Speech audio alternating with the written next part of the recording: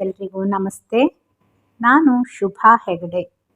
ಇವತ್ತು ಧ್ಯಾನ ಅಂದರೆ ಏನು, ಧ್ಯಾನ ಮಾಡುವಾಗ ಏನೇನಾಗತ್ತೆ ಎನ್ನೋದನ್ನು ತಿಳ್ಕೊಳ್ಳೋಣ. ಇವಾಗಷ್ಟೇ ಧ್ಯಾನವನ್ನು ಆರಂಭಿಸಿರೋರಿಗೆ ಮತ್ತು ಧ್ಯಾನವನ್ನು ಆರಂಭಿಸಬೇಕು ಅಂದ್ಕೊಂಡಿರೋರಿಗೆ ಈ ವಿಡಿಯೋ ತುಂಬ ಉಪಯೋಗ ಆಗುತ್ತೆ. ಅವರೊಳಗಿನ ಅನೇಕ ಗೊಂದಲಗಳಿಗೆ ಈ ವಿಡಿಯೋದ ಮೂಲಕ ಖಂಡಿತ ಉತ್ತರ ಸಿಗುತ್ತೆ. ಇಂದು ಎಲ್ಲರೂ ಶಾರೀರಿಕವಾಗಿ ಅಥವಾ ಮಾನಸಿಕವಾಗಿ ಅನೇಕ ಸಮಸ್ಯೆಗಳನ್ನು ಎದುರಿಸ್ತಾ ಇದ್ದಾರೆ. ಅವರು ಆ ಸಮಸ್ಯೆಗಳನ್ನು ಇಟ್ಟುಕೊಂಡು ಡಾಕ್ಟ್ರ ಹತ್ರ ಹೋದಾಗ ಡಾಕ್ಟರ್ಸ್ ಹೇಳ್ತಾರೆ, ಸ್ವಲ್ಪ ಸಮಯನಾದರೂ ಧ್ಯಾನ ಮಾಡಿ ಅಂತ ಕೆಲವು ಡಾಕ್ಟ್ರು ಹೇಳ್ತಾರೆ. ಇನ್ನು ಕೆಲವರು ಧ್ಯಾನವನ್ನು ಶಿಫಾರಸು ಮಾಡಲ್ಲ. ಹಾಗಿದ್ರೆ ಧ್ಯಾನ ಮಾಡಿದ್ರೆ ಶಾರೀರಿಕ ಕಾಯಿಲೆ ನಿಜವಾಗ್ಲೂ ಗುಣವಾಗುತ್ತಾ?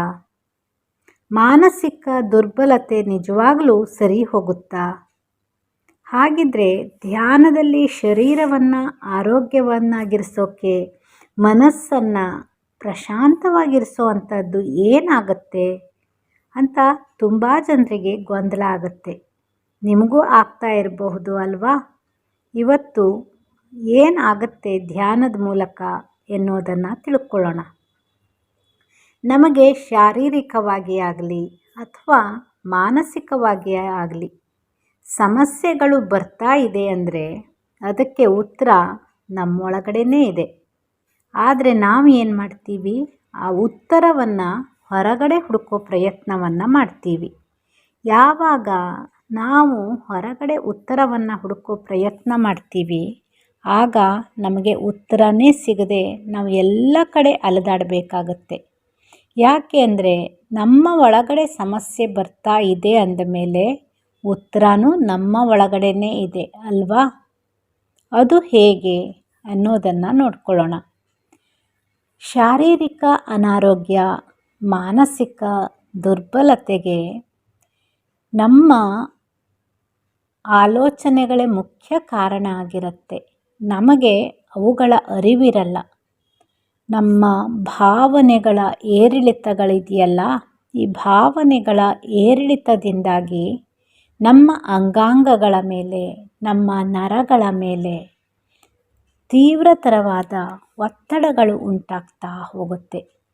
ಪ್ರತಿನಿತ್ಯ ಈ ರೀತಿಯ ಭಾವೋದ್ರೇಕಗಳಿಂದ ನಮ್ಮ ಒಳಗಡೆ ನಾವು ನಮ್ಮ ಅಂಗಾಂಗಗಳ ಮೇಲೆ, ನರ ಸಮೂಹಗಳ ಮೇಲೆ ಒತ್ತಡವನ್ನು ಹಾಕ್ತಾ ಆ ನರಗಳು ನಿಧಾನವಾಗಿ ದುರ್ಬಲತೆಯನ್ನು ಅನುಭವಿಸೋಕ್ಕೆ ಶುರುವಾಗುತ್ತೆ. ಯಾವಾಗ ನರಗಳು ದುರ್ಬಲವಾಗ್ತಾ ಹೋಗುತ್ತೆ, ಅಂಗಾಂಗಗಳ ಮೇಲೆ ಒತ್ತಡ ಹೆಚ್ಚಾಗ್ತಾ ಹೋಗುತ್ತೆ, ಆಗ ಆ ಒತ್ತಡಗಳೇ ನಮ್ಮ ಶಾರೀರಿಕ ಅನಾರೋಗ್ಯಕ್ಕೆ, ಮಾನಸಿಕ ಒತ್ತಡಗಳಿಗೆ ಅಥವಾ ಮಾನಸಿಕ ದೌರ್ಬಲ್ಯಕ್ಕೆ ಕಾರಣವಾಗ್ತಾ ಹೋಗುತ್ತೆ. ನಾವು ಈ ಒತ್ತಡಗಳಿಂದ ಆಚೆ ಬರೋದು ಹೇಗೆ ಅಂತಂದರೆ ಅದೇ ಧ್ಯಾನ.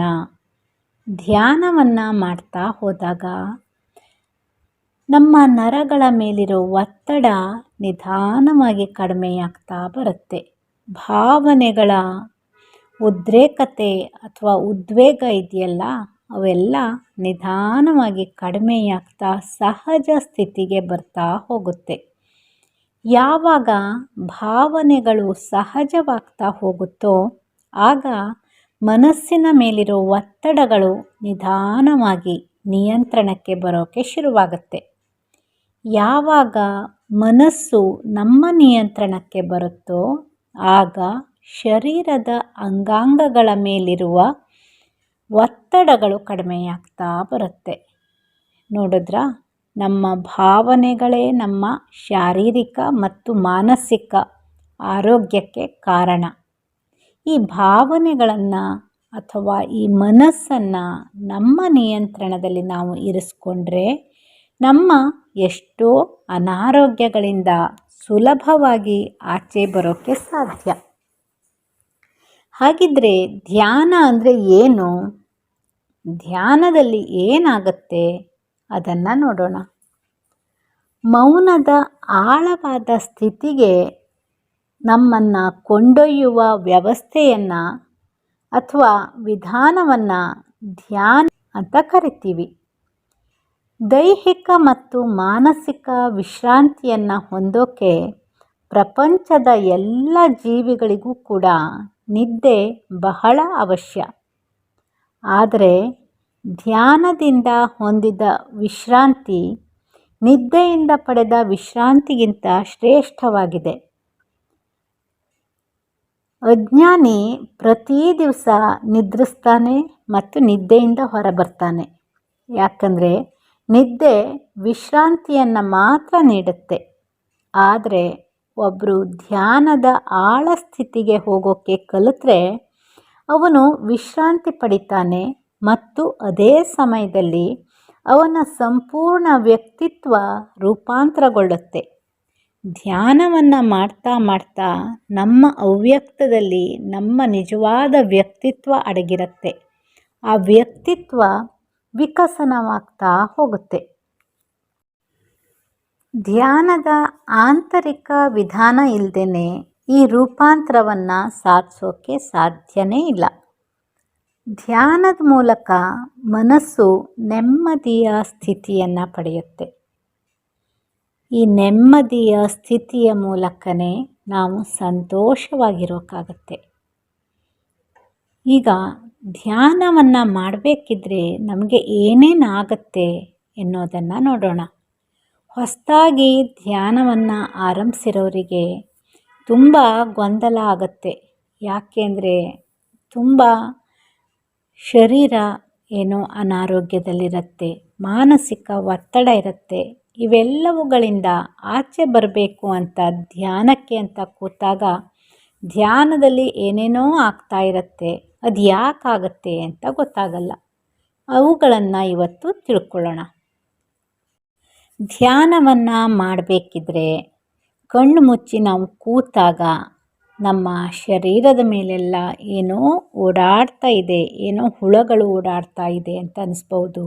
ಶರೀರದಲ್ಲಿ ಇಚ್ಚಿಂಗ್ ಅಂದರೆ ತುರಿಕೆ ಬರಬಹುದು, ಅಥವಾ ಎಲ್ಲೋ ಒಂದು ಕಡೆ ಆರೋಗ್ಯವಾಗಿದ್ದೀವಿ ಅಂದ್ಕೊಂಡಿರೋ ಕಡೆ ವಿಪರೀತವಾಗಿ ನೋವು ಬರಬಹುದು, ಮೈ ಬಿಸಿ ಬಿಸಿ ಆಗಬಹುದು, ತಂಪಾಗಬಹುದು, ನಾನೆಲ್ಲೋ ಮಳೆಯಲ್ಲಿ ಹೋಗಿ ಕೂತಿದ್ದೀನಿ ಅನ್ನಿಸ್ಬೋದು, ಅಥವಾ ನನ್ನ ಮೈ ಮೇಲೆಲ್ಲ ಹಿಮ ಬೀಳ್ತಾ ಇದೆಯಾ ಅನ್ನಬೇಕು, ಅಷ್ಟು ಚಳಿ ಆಗ್ತಾ ಇರಬಹುದು.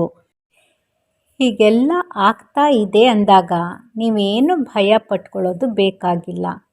ನೀವು ಧ್ಯಾನದ ಸ್ಥಿತಿಯನ್ನು ಹೊಂದೋಕ್ಕೆ ನಿಮ್ಮ ಒಳಗಡೆ ಪೂರ್ವ ತಯಾರಿ ಆಗ್ತಾ ಇದೆ ಎನ್ನೋದನ್ನು ಅರ್ಥ ಮಾಡ್ಕೊಳ್ಳಿ.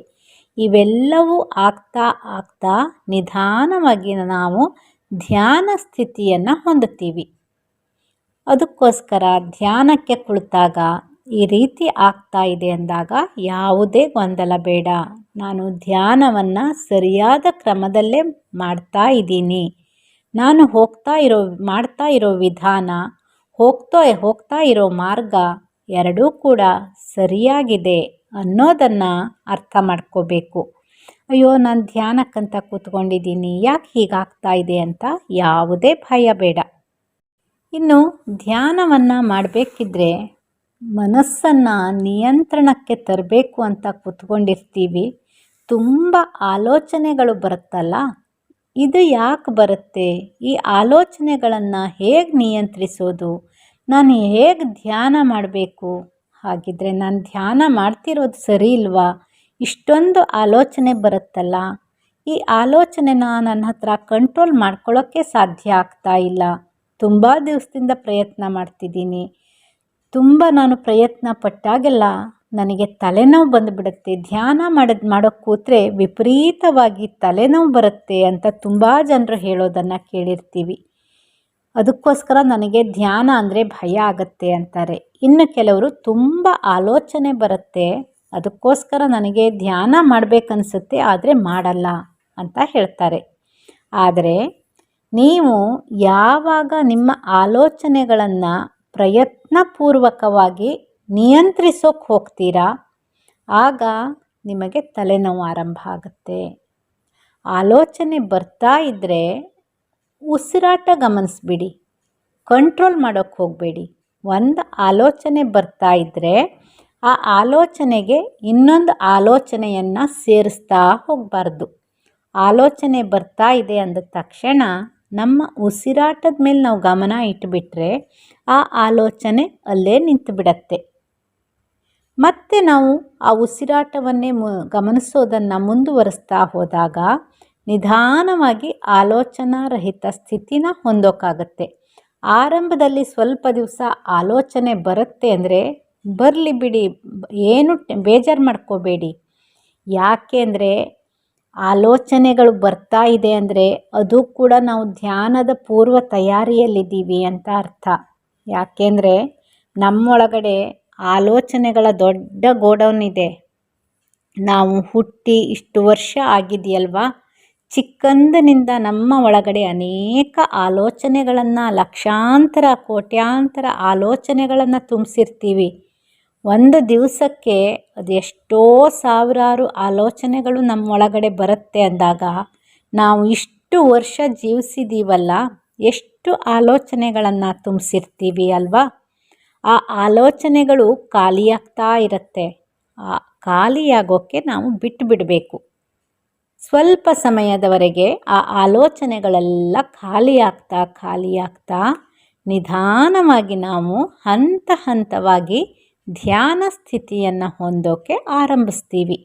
ಆದರೆ ಆರಂಭದಲ್ಲೇ ಆಲೋಚನೆಗಳು ಬರ್ತಾ ಇದೆ ಅಂತ ಬೇಸರ ಮಾಡಿಕೊಂಡು, ಕೋಪ ಮಾಡ್ಕೊಳ್ತಾ, ಭಯ ಪಟ್ಕೋತಾ ಧ್ಯಾನವನ್ನು ಬಿಟ್ಟರೆ ಆ ಆಲೋಚನೆಗಳು ಖಾಲಿಯಾಗೋದು ಯಾವಾಗ? ಇನ್ನೂ ಹೆಚ್ಚಿನ ಆಲೋಚನೆಗಳನ್ನು ತುಂಬಿಸ್ತೀವಿ ಅಲ್ವಾ. ಅದಕ್ಕೋಸ್ಕರ ಆಲೋಚನೆಗಳೂ ಕೂಡ ನಮ್ಮ ಧ್ಯಾನದ ಪೂರ್ವ ತಯಾರಿ. ಅಂದರೆ ಈ ಹಂತವನ್ನು ದಾಟಿದ ಮೇಲೆ ನೆಕ್ಸ್ಟ್ ನಾವು ಧ್ಯಾನವನ್ನು ಹೊಂದುತ್ತೀವಿ. ಅಲ್ಲಿಯವರೆಗೂ ನಮಗೆ ಶ್ರದ್ಧೆ ಇರಬೇಕು. ನಾವು ಏನು ಮಾಡ್ತಾ ಇದ್ದೀವಿ ಅಂದರೆ ಧ್ಯಾನ ಸಾಧನೆಯನ್ನು ಮಾಡ್ತಾ ಇದ್ದೀವಿ ಅಂದರೆ ನಮ್ಮ ಸಾಧನೆಯ ಮೇಲೆ ನಮಗೆ ನಂಬಿಕೆ ಇರಬೇಕು. ನಾನು ಸರಿಯಾದ ಮಾರ್ಗದಲ್ಲಿ ಹೋಗ್ತಾ ಇದ್ದೀನಿ. ಈ ಮಾರ್ಗ ಅಂದರೆ ಧ್ಯಾನ ಮಾರ್ಗವನ್ನು ನಾನು ಆಯ್ಕೆ ಮಾಡಿಕೊಂಡಿರೋದು ಸರಿಯಾದ ಆಯ್ಕೆ ಎನ್ನುವುದರ ಕುರಿತು ನಮಗೆ ವಿಶ್ವಾಸವಿರಬೇಕು. ಆರಂಭದಲ್ಲಿ ಎಲ್ಲೋ ಒಂದೆರಡು ದಿವಸ ಶಾರೀರಿಕವಾಗಿ ಏನೋ ನೋವು ಬಂದುಬಿಡ್ತು ಅಥವಾ ಮಾನಸಿಕವಾಗಿ ತುಂಬ ಆಲೋಚನೆಗಳು ಬರುತ್ತೆ, ಅದಕ್ಕೆ ನನಗೆಲ್ಲ ಧ್ಯಾನ ಸೆಟ್ ಆಗಲ್ಲ, ನಾನು ಧ್ಯಾನ ಮಾಡಲ್ಲ ಅಂತ ಬಿಟ್ಟುಬಿಡಬೇಡಿ. ಸ್ವಲ್ಪ ದಿವಸ ಕಾಯಿರಿ. ಸ್ವಲ್ಪ ದಿವಸ ನಾವು ವೇಟ್ ಮಾಡಿದ್ರೆ ನಿಧಾನವಾಗಿ ಹಂತ ಹಂತವಾಗಿ ಧ್ಯಾನ ಸ್ಥಿತಿಯನ್ನು ಹೊಂದುತ್ತೀವಿ. ಅಲ್ಲಿಯವರೆಗೂ ನಮಗೆ ತಾಳ್ಮೆ ಇರಬೇಕು. ಯಾಕೆ ಅಂದರೆ ಈ ಆಲೋಚನೆಗಳು ಎಲ್ಲಿಂದ ಬರ್ತಾ ಇದೆ? ಈ ಆಲೋಚನೆಗಳನ್ನು ನಾವೇ ಅಲ್ವಾ ಸೃಷ್ಟಿ ಮಾಡ್ತಾ ಇರೋದು. ಅಂದಮೇಲೆ ಆ ಆಲೋಚನೆಗಳು ಖಾಲಿಯಾಗೋವರೆಗೂ ನಾವು ತಾಳ್ಮೆಯಿಂದ ಇದ್ದಾಗ ಧ್ಯಾನವನ್ನು ಹೊಂದೋಕ್ಕೆ ಸಾಧ್ಯವಾಗುತ್ತೆ. ಈ ಧ್ಯಾನವನ್ನು ಮಾಡ್ತಾ ಅಂದರೆ ದಿವಸದಲ್ಲಿ ಕನಿಷ್ಠ ಅಂದರೂ ನಮಗೆ ಎಷ್ಟು ವರ್ಷ ವಯಸ್ಸಾಗಿದೆ ಅಷ್ಟು ನಿಮಿಷ ಧ್ಯಾನವನ್ನು ಪ್ರತಿಯೊಬ್ಬರೂ ಮಾಡಲೇಬೇಕು. ನಮಗೆ 40 ವರ್ಷ ಆಗಿದೆ ಅಂದರೆ 40 ನಿಮಿಷ, 28 ವರ್ಷ ಆಗಿದೆ ಅಂದರೆ 28 ನಿಮಿಷ, 15 ವರ್ಷ ಆಗಿದೆ ಅಂದರೆ 15 ನಿಮಿಷ, ನಮಗೆ ಎಷ್ಟು ವರ್ಷ ಆಗಿದೆ ಅಷ್ಟು ನಿಮಿಷದ ಧ್ಯಾನ ಪ್ರತಿಯೊಬ್ಬರಿಗೂ ಕನಿಷ್ಠ 1 ಸಲನಾದರೂ ಪ್ರತಿನಿತ್ಯ ಮಾಡಬೇಕು. ಇದಕ್ಕಿಂತ ಹೆಚ್ಚು ನೀವು ಎಷ್ಟು ಬೇಕಿದ್ರೂ ಮಾಡಬಹುದು. ಇನ್ನು ಧ್ಯಾನವನ್ನು ಮಾಡ್ತಾ ನಮಗೆ ಶಾರೀರಿಕ ಆರೋಗ್ಯ ಸುಧಾರಿಸ್ತಾ ಹೋಗುತ್ತೆ. ಅದೇ ರೀತಿ ಮಾನಸಿಕ ಪ್ರಶಾಂತತೆ ಅಥವಾ ಮಾನಸಿಕ ನಿಯಂತ್ರಣ ಸಿಗತ್ತೆ, ಮನಸ್ಸಿನ ನಿಯಂತ್ರಣ ಸಿಗತ್ತೆ, ಭಾವನೆಗಳು ಸಹಜವಾಗ್ತಾ ಹೋಗುತ್ತೆ. ಅಷ್ಟೇ ಅಲ್ಲ, ಸರಿ ತಪ್ಪುಗಳ ನಿರ್ಧಾರವನ್ನು ಮಾಡುವ ಶಕ್ತಿ ಹೆಚ್ಚಾಗ್ತಾ ಹೋಗುತ್ತೆ. ಯಾಕೆಂದರೆ ತುಂಬ ಜನರಿಗೆ ಒಂದು ನಿರ್ಧಾರವನ್ನು ತಗೊಳ್ಳುವಾಗ ತುಂಬ ಗೊಂದಲಗಳಾಗುತ್ತೆ. ಈ ಸರಿ ತಪ್ಪುಗಳ ನಿರ್ಧಾರ ನಮ್ಮ ಬುದ್ಧಿಯ ವಿವೇಕದ ಮೂಲಕ ಬರ್ತಾ ಇರುತ್ತೆ. ಈ ಧ್ಯಾನವನ್ನು ಮಾಡ್ತಾ ಹೋದಾಗ ನಮ್ಮ ವಿವೇಕ ಸಚೇತನವಾಗಿರುತ್ತೆ. ಅದೇ ರೀತಿ ಆಂತರಿಕ ಶಾಂತಿ ಲಭಿಸುತ್ತಾ ನಮ್ಮ ಆಂತರಿಕ ಶಕ್ತಿ ಹೆಚ್ಚಾಗ್ತಾ ಹೋಗುತ್ತೆ. ಧ್ಯಾನವನ್ನು ಪ್ರತಿಯೊಬ್ಬರೂ ಮಾಡಬೇಕು, ಪ್ರತಿನಿತ್ಯ ಮಾಡಬೇಕು. ಹೇಗೆ ನಾವು ಉಸಿರಾಡ್ತೀವಿ, ಹೇಗೆ ನಾವು ಊಟ ತಿಂಡಿಯನ್ನು ಮಾಡ್ತೀವಿ, ನಿದ್ದೆಯನ್ನು ಮಾಡ್ತೀವಿ, ಸ್ನಾನವನ್ನು ಮಾಡ್ತೀವಿ, ಅದೇ ರೀತಿಯಾಗಿ ನಮಗೆ ಧ್ಯಾನ ಕೂಡ ಪ್ರತಿನಿತ್ಯ ಪ್ರತಿಯೊಬ್ಬರು ಅಳವಡಿಸ್ಕೊಳ್ಳೇಬೇಕಾಗಿರೋ ಜೀವನ ವಿಧಾನ. ಧ್ಯಾನ ಅಂದರೆ ಇನ್ನೇನೂ ಅಲ್ಲ, ಇದು ಒಂದು ಜೀವನ ಶೈಲಿ. ಇದು ಪ್ರತಿಯೊಬ್ಬರೂ ಅಳವಡಿಸ್ಕೊಳ್ಳೇಬೇಕಾಗಿರೋದು. ಧ್ಯಾನವನ್ನು ಮಾಡುವಾಗ ಮುದ್ರೆಯ ಜೊತೆ ಧ್ಯಾನವನ್ನು ಮಾಡ್ತೀವಿ. ಈ ಮುದ್ರೆ ನಮ್ಮ ನರಗಳ ಮೇಲಿನ ಒತ್ತಡವನ್ನು, ಮನಸ್ಸಿನ ಎಲ್ಲ ಸಂಕೋಚಗಳನ್ನು, ಮನಸ್ಸಿನ ಗೊಂದಲಗಳನ್ನು, ಮನಸ್ಸಿನ ಒತ್ತಡಗಳನ್ನು, ಶಾರೀರಿಕ ಅನಾರೋಗ್ಯಗಳನ್ನು ನಮ್ಮಿಂದ ಹೊರಹಾಕೋಕ್ಕೆ ಸಹಾಯ ಮಾಡುತ್ತೆ. ನಮ್ಮ ಅಸಮತೋಲನ ಮನಸ್ಸನ್ನು ಸಮತೋಲನಕ್ಕೆ ತರೋಕ್ಕೆ ಸಹಾಯ ಮಾಡುತ್ತೆ. ಧಾರಣೆಯ ಮೂಲಕ ಧ್ಯಾನವನ್ನು ಹೊಂದುತ್ತೀವಿ. ಧಾರಣೆಯನ್ನು ಮಾಡ್ತಾ ಅಂದರೆ ಗಮನಿಸುವಿಕೆ. ಧಾರಣೆಯನ್ನು ಮಾಡೋದು ಅಂದರೆ ಯಾವುದೋ ಒಂದನ್ನು ಗಮನಿಸ್ತಾ ಹೋಗೋದು. ಈ ಗಮನಿಸುವಿಕೆ ನಮ್ಮ ಉಸಿರಾಟವನ್ನು ಗಮನಿಸುವಿಕೆ ಆಗಿದ್ದಾಗ ಆ ಉಸಿರಾಟ ಕ್ರಮಬದ್ಧವಾಗಿ ನಡೀತಾ ಹೋಗುತ್ತೆ. ಯಾವಾಗ ಕ್ರಮಬದ್ಧವಾಗಿ ಉಸಿರಾಟ ನಡೀತಾ ಇರುತ್ತೆ, ಆ ಕ್ರಮಬದ್ಧ ಉಸಿರಾಟದ ಮೂಲಕನೇ ನಮ್ಮ ಅದೆಷ್ಟೋ ಕಾಯಿಲೆಗಳು ಗುಣಮುಖವಾಗ್ತಾ ಹೋಗುತ್ತೆ. ಯಾಕೆಂದರೆ ಉಸಿರಾಟ ಕ್ರಮಬದ್ಧವಾಗಿಲ್ಲದಿದ್ದಾಗ, ಉಸಿರಾಟ ಹೇಗೋ ನಡೀತಾ ಇದೆ ಅಂದಾಗಲೇ ಅನೇಕ ಕಾಯಿಲೆಗಳು ಆರಂಭವಾಗುತ್ತೆ.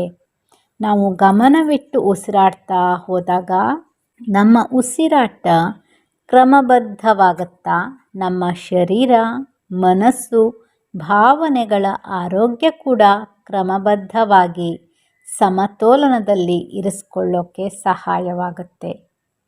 ಅದಕ್ಕೋಸ್ಕರನೇ ಪ್ರತಿಯೊಬ್ಬರು ಧ್ಯಾನವನ್ನು ಮಾಡಬೇಕು. ಧ್ಯಾನವನ್ನು ಮಾಡ್ತಾ ಮಾಡ್ತಾ ನಮ್ಮ ಆರೋಗ್ಯವನ್ನು ನಾವೇ ಕಾಪಾಡ್ಕೊಳ್ಳೋಕ್ಕೆ ಸಾಧ್ಯವಾಗುತ್ತೆ. ಧ್ಯಾನವನ್ನು ಮಾಡುವಾಗ ಕಣ್ಣುಗಳನ್ನು ಮುಚ್ಚಿ ಕೂತಿರ್ತೀವಿ. ಯಾಕೆ ಅಂದರೆ ಕಣ್ಣುಗಳನ್ನು ಮುಚ್ಚಿದಾಗ ನಮಗೆ ಬಾಹ್ಯ ಪ್ರಪಂಚದ ಆಕರ್ಷಣೆಗಳು ಕಡಿಮೆಯಾಗ್ತಾ ಬರುತ್ತೆ. ಕಣ್ಣು ಬಿಟ್ಟಾಗ ನಮಗೆ ಅನೇಕ ಬಾಹ್ಯ ಪ್ರಪಂಚದ ವಸ್ತುಗಳು ಕಾಣಿಸ್ತಾ ಹೋಗುತ್ತೆ. ಒಂದೊಂದನ್ನು ನೋಡಿದಾಗ ನಮ್ಮ ಆಲೋಚನೆಗಳು ಅನೇಕ ರೀತಿಯಲ್ಲಿ ವರ್ತಿಸೋಕ್ಕೆ ಆರಂಭವಾಗುತ್ತೆ. ಕಣ್ಣು ಮುಚ್ಚಿದಾಗ ನಮಗೆ ಆ ವಸ್ತುಗಳು ಕಾಣಿಸಲ್ಲ, ಅಷ್ಟರ ಒಳಗಡೆ ನೋಡಿರೋ ನೆನಪುಗಳು ಮಾತ್ರ ಬರ್ತಾ ಇರುತ್ತಲ್ವ.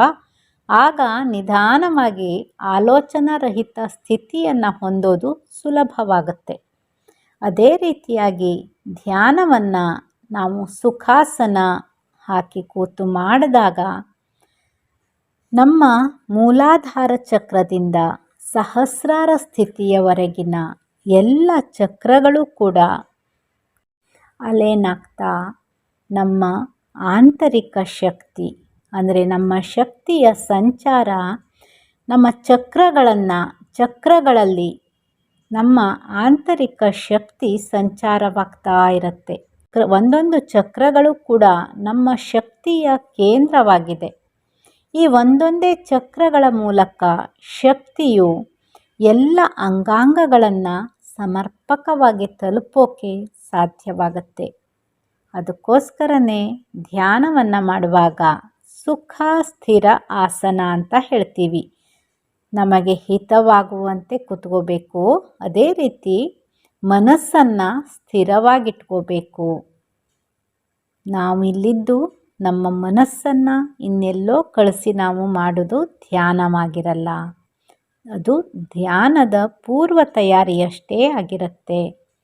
ಅದೇ ರೀತಿಯಾಗಿ ನಾವು ಯಾವುದೇ ಮುದ್ರೆಯನ್ನು ಇಟ್ಟು ಮಾಡಿದಾಗ ನಮ್ಮ ಶಾರೀರಿಕ, ಮಾನಸಿಕ, ಭಾವನಾತ್ಮಕ ಆರೋಗ್ಯ ಸಮಸ್ಥಿತಿಗೆ ಬರುತ್ತೆ. ಕಣ್ಣುಗಳು ಮುಚ್ಚಿದಾಗ ನಿಧಾನವಾಗಿ ಆಲೋಚನಾರಹಿತ ಸ್ಥಿತಿಯನ್ನು ಹೊಂದೋಕ್ಕೆ ಸಾಧ್ಯವಾಗುತ್ತೆ. ನೋಡಿ, ಧ್ಯಾನದಲ್ಲಿ ಎಷ್ಟೊಂದು ವಿಷಯಗಳಿದೆ ಅಲ್ವಾ? ಈ ಧ್ಯಾನವನ್ನು ನಾವು ನಿಯಮಿತವಾಗಿ ಮಾಡೋ ನಿರ್ಧಾರವನ್ನು ಮಾಡೋಣ. ಪ್ರತಿನಿತ್ಯ ಧ್ಯಾನವನ್ನು ಮಾಡೋಣ. ಹೇಗೆ ನಾವು ಊಟ ತಿಂಡಿಯನ್ನು ಪ್ರತಿನಿತ್ಯ ಮಾಡ್ತೀವೋ, ನಿದ್ದೆಯನ್ನು ಮಾಡ್ತೀವೋ, ಅದೇ ರೀತಿ ಧ್ಯಾನವನ್ನು ಕೂಡ ಕ್ರಮಬದ್ಧವಾಗಿ ಪ್ರತಿನಿತ್ಯ ನಮ್ಮ ಜೀವನದಲ್ಲಿ ಅಳವಡಿಸ್ಕೊಳ್ಳೋಣ.